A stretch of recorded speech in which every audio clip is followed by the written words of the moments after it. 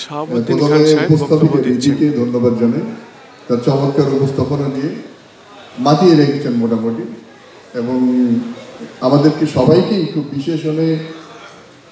বিশেষায়িত করে তার কাছ থেকে সম্মান শ্রদ্ধা দিয়ে উপস্থাপন করছেন। কোথাও কোথাও একটু বেশিও হচ্ছে, আমার ক্ষেত্রে একটু বেশি হয়েছে বলে মনে করি। যাই হোক, আজকে এই চমৎকার আয়োজনে সম্মানিত শ্রদ্ধাভাজন সভাপতি এবং মাননীয় প্রধান অতিথি, বিশেষ অতিথিবৃন্দ, বিশেষ করে মঞ্চে উপবিষ্ট ঝিনাইদহের গর্বের ধন, আমাদের আশা আকাঙ্ক্ষার প্রতীক,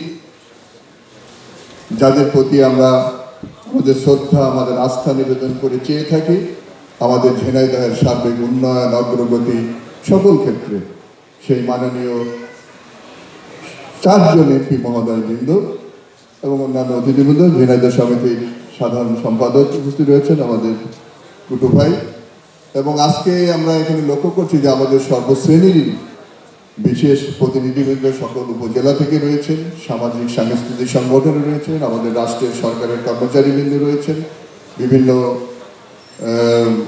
উপজেলা সমিতিগুলোর প্রতিনিধিবৃন্দ রয়েছেন। সবার প্রতি শুভেচ্ছা এবং সালাম জানাচ্ছি। আসসালামু আলাইকুম। খুবই ভালো লাগছে, এবং আমার জানা মতে এবারই বোধহয় প্রথম এরকম ঘটা করে প্রতিষ্ঠাবার্ষিকী পালিত হচ্ছে ঝিনাইদহ সমিতির, নাকি আগে হয়েছে দু একটা, আমার এবারই প্রথম। তো এই জন্য বিশেষ করে এই কমিটি এবং কমিটির যারা গুরুত্বপূর্ণ দায়িত্ব পালন করছেন, সভাপতি, সেক্রেটারি সহ সবার প্রতি ধন্যবাদ জানাই যে এই 40 বছরের 40তম প্রতিষ্ঠাবার্ষিকীর উপলক্ষে আমরা এখানে সমবেত হয়েছি। আমরা বিশেষ করে যারা রাষ্ট্রের কর্মচারী নানান জায়গায় কাজ করি, তো আমরা তো আমাদের স্ব দপ্তরের কাজ নিয়ে ব্যস্ত থাকি, কিন্তু আমাদের জেলার বিভিন্ন জনপদের শিক্ষামূলক কাজে, সাংস্কৃতিক কর্মকাণ্ডে, উন্নয়নমূলক কর্মকাণ্ডে আমাদের জন্য কিন্তু এই ধরনের নন পলিটিক্যাল সামাজিক প্ল্যাটফর্মগুলো আমাদের একটু সহায়ক হয়। আমরা আসতে পারি, কথা বলতে পারি, আমরা সবার সাথে মিশতে পারি, সমস্যাগুলোকে চিহ্নিত করতে পারি, আমাদের রাজনৈতিক নেতৃবর্গ এবং সামাজিক নেতৃবর্গের পাশে দাঁড়িয়ে তাদের কাছেও কিন্তু আমরা সাহায্য নিতে পারি, আবার সহযোগিতা করতে পারি। তা আমাদের এই সামাজিক সংগঠনগুলো আমি দেখছি ইদানিং বেশ শক্তিশালী হচ্ছে। এই ধরনের নন পলিটিক্যাল সমিতিগুলো, সমিতি তো একসময় তৈরি হয়েছিল 40 বছর আগে, বা আমরা যে আমাদের যশোর জেলা থেকে ভেঙে আমরা যখন তৈরি হলাম, এখন 40 বছর হয়ে গেছে, তখন কিন্তু আমাদের দেশের যোগাযোগ ব্যবস্থা এত ভালো ছিল না।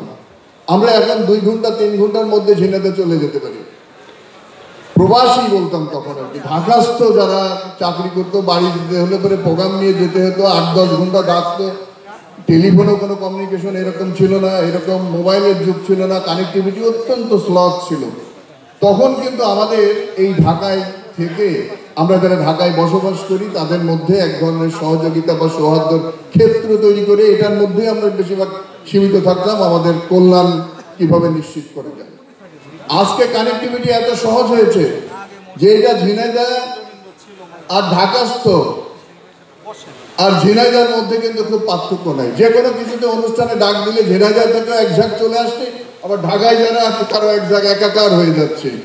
সুতরাং এখন কিন্তু আরো অনেক বেশি সুযোগ, আমরা সবাই ঝিনাইদহবাসী, আমাদের ঝিনাইদহ সার্বিক যে উন্নয়ন, সার্বিক যে অগ্রগতি, এবং আমাদের যে সমস্যাগুলো আছে ঝিনাইদহের বিশেষ বিশেষ সমস্যা, আগে এক সময় ছিল অনেক সন্ত্রাসী চরমপন্থী সমস্যা ছিল, সেগুলো সরকারের নানা উদ্যোগে, ঝিনাইদহবাসীর নানা ধরনের উদ্যোগের প্রেক্ষিতে কিন্তু সেগুলো কমে আসছে।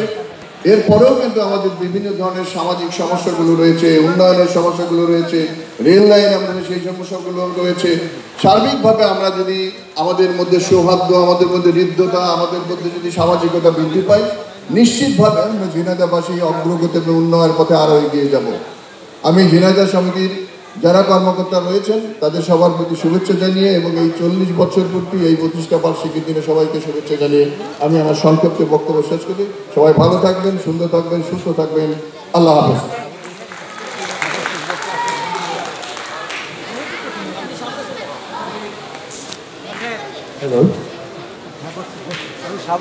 অশেষ ধন্যবাদ ভাই, আপনার বক্তৃতায় আমরা মুগ্ধ, অভিভূত। আমরা যারা ঘরের খেয়ে বনের মোষ তাড়াই, তাদের মধ্যেই থেকে যশোর জেলা সমিতির যোগ্য সাধারণ সম্পাদক বীর মুক্তিযোদ্ধা আব্দুল লতিফ আমাদের মাঝে উপস্থিত আছেন। আমি আব্দুল লতিফকে দাঁড়িয়ে আমাদেরকে তার অভিনন্দন জানানোর সুযোগ দেওয়ার জন্য অনুরোধ করছি। জনাব আব্দুল লতিফ, বীর মুক্তিযোদ্ধা আব্দুল লতিফ, যশোর জেলা সমিতির যোগ্য সাধারণ সম্পাদক।